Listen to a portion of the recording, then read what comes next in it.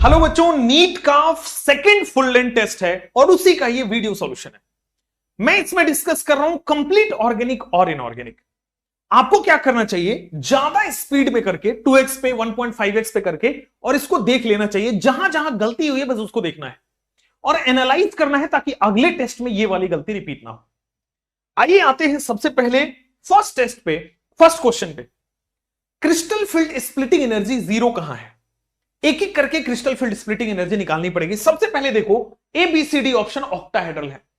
Octahedral है तो कुछ इस तरह से स्प्लिटिंग होगा, 2 ऊपर और 3 नीचे।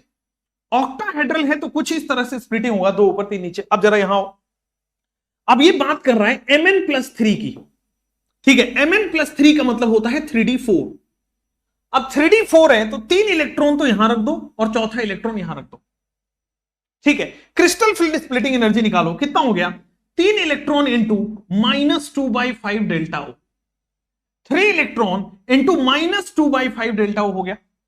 ऊपर से जाओगे तो 1 इलेक्ट्रॉन इंटू 3/5 डेल्टा ओ। क्या ये जीरो हुआ? नहीं, जीरो नहीं हो रहा है, दोनों ऐड होके जीरो होना चाहिए। चलिए काम करते हैं, सेकंड ऑप्शन देखते हैं। सेकंड ऑप्शन में Fe+3 है।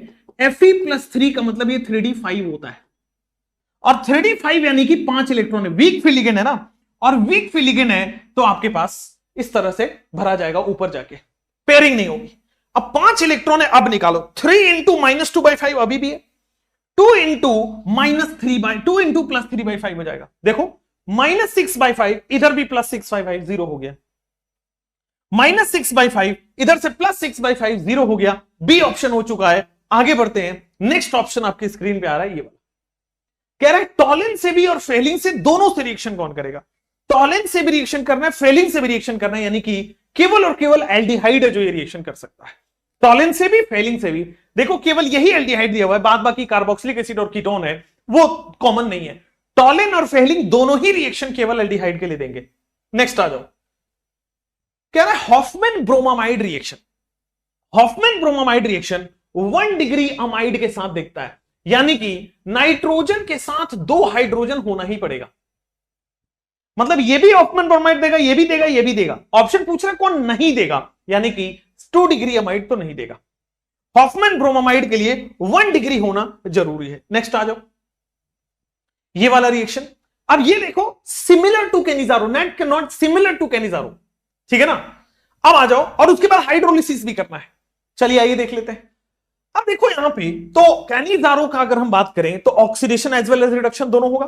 अल्फा H नहीं होना चाहिए, नहीं है, और oxidation as well as reduction होना चाहिए। अब देखोगे तो सर ये C डबल बॉन्ड हो एज इट इज रह गया, केवल ऑक्सीडेशन हुआ है, यानी कि ए ऑप्शन नहीं होगा। Oxidation as well as reduction होना चाहिए। ऑप्शन छांटने वाला मेथड देखो। अब आ जाओ यहां पे, दूसरे वाले में ये रिडक्शन हुआ और ये सेम रह गया, तो केवल रिडक्शन भी संभव नहीं है। अब सी ऑप्शन पे देखो, ये रिडक्शन हुआ है और ये ऑक्सीडेशन हुआ है, केवल एक ऐसा ऑप्शन है जो ऑक्सीडेशन रिडक्शन दोनों हो रहा है, वो सी ऑप्शन। अब यहां आ जाओ, सर दोनों ही रिडक्शन हो रहा है, दैट इज नॉट पॉसिबल।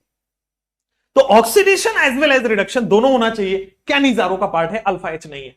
जैसे ही आपके पास हुआ, अगला क्वेश्चन हम मूव कर जाते हैं। कह रहा है कि स्ट्रॉन्गेस्ट बॉन्ड कहां है? अब आपको पता है ना, bond strength directly proportional to bond order. आपको ऐसा सोचना था कि बॉन्ड ऑर्डर के डायरेक्टली प्रोपोर्शनल होता है, बॉन्ड ऑर्डर के डायरेक्टली प्रोपोर्शनल होता है। अब बॉन्ड ऑर्डर क्या होने वाला है, जरा ध्यान देना। O2 का बॉन्ड ऑर्डर होने वाला है 2, ठीक है। O2 का बॉन्ड ऑर्डर 2 होने वाला है, ठीक है। O2 प्लस का बॉन्ड ऑर्डर 2.5 होने वाला है। O2 माइनस का 1.5, इसका बॉन्ड ऑर्डर 1.2। तो बॉन्ड ऑर्डर सबसे स्ट्रॉन्ग यहां पे, और बॉन्ड ऑर्डर ज्यादा है तो बॉन्ड स्ट्रॉन्ग होगा, डायरेक्टली प्रोपोर्शनल होता है। उसके बाद जैसे ये ऑप्शन हुआ है, अगला मूव कर जाते हैं।